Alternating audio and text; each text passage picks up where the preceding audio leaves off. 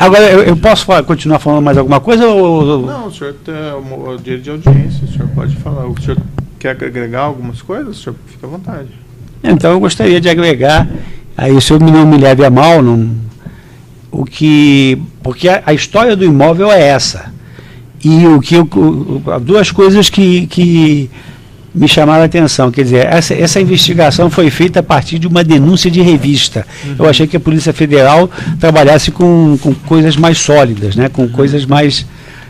Isso é a primeira, e o senhor ter acolhido a denúncia, né, e me acusado disso. A segunda, que eu não me conformo, e essa realmente eu tenho que manifestar minha indignação, é eu ter sido preso preventivamente, sem ter nenhuma prova contrária, sem ter nenhuma acusação comprovada, e acabamos de falar sobre isso, falamos sobre as sondas, falamos sobre o apartamento.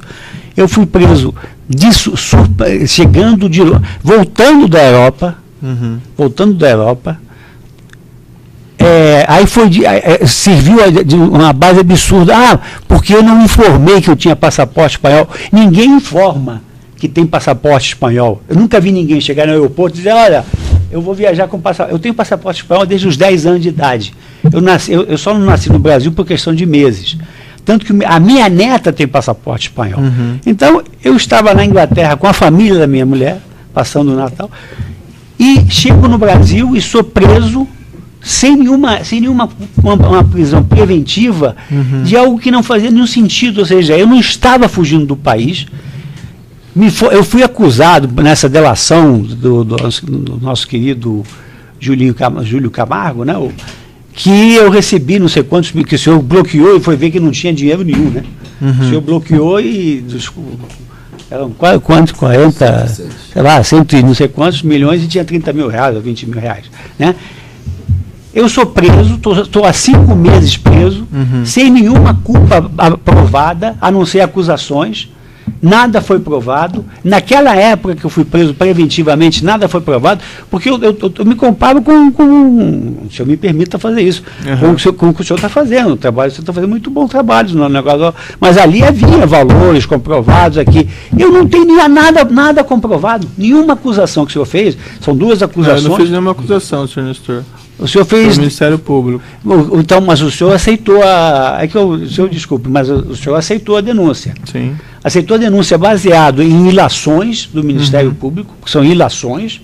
Não existe nenhuma prova que eu seja dono desse apartamento, não existe nada.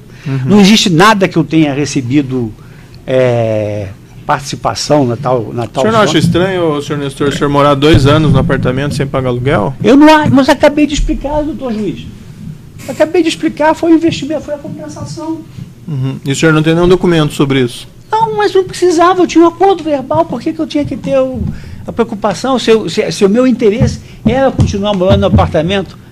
Eu não acho estranho, eu acho estranho que seja baseado, que o Ministério Público, através de uma ilação de revista, né, porque não houve investigação, uma revista, a Veja, que publicou uma reportagem, fez a acusação que o senhor aceitou a denúncia. Não, mas tem mais do que a revista, né, senhor Nestor, depois da investigação. O que tem? Eu não vou discutir com o senhor aqui as provas, eu vou avaliar as provas nas Não, mas é isso que eu gostaria, senhor, desculpe, longe de querer ofendê-lo, mas qual o sentido de eu estar 5 meses preso? Por que que eu não posso responder em liberdade questões... Outra coisa... Conta no exterior o senhor não tem mesmo? Hein? Conta no exterior o senhor não tem mesmo? Não tenho. Se o senhor acha que se eu tivesse... Vamos lá. Se eu é uma pessoa inteligente... Não, mas tá bom, senhor. Eu vou avaliar as provas daí quando do julgamento. $40 milhões no exterior, estando a meia hora de viagem da Espanha, isso foi dito naquele documento que o senhor me colocou. Eu estava na Inglaterra. Meia hora eu pego um avião... O senhor fala no microfone, tá? Sim, que tem que babar. Eu estava na Inglaterra.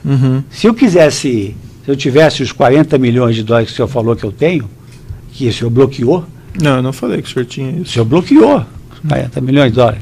Tá bom, senhor Nestor, mais alguma coisa? Não, mas é o que eu gostaria de eu vou avaliar a questão das provas, vou avaliar a questão da sua preventiva quando eu prolatar a sentença, certo?